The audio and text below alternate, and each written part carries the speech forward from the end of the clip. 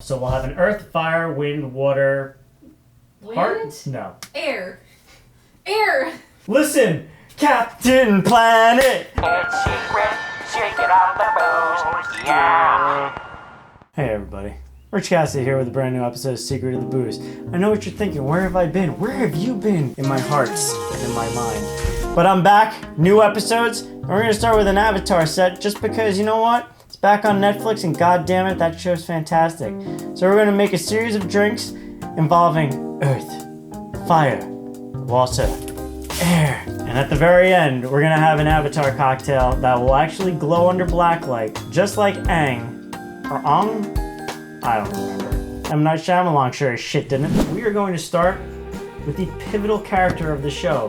While most of you are thinking it's the Avatar, no, it is Zuko in the Fire Nation. That's right.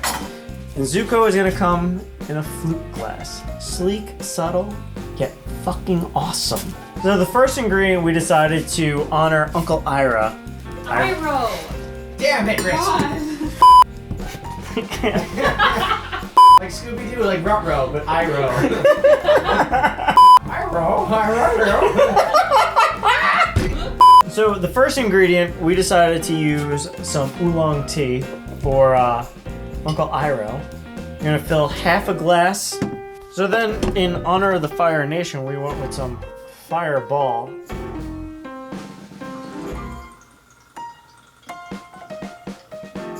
So the final ingredient is some moonshine that we're going to layer right on top. And lastly, no Fire Nation drink will be complete without some fire.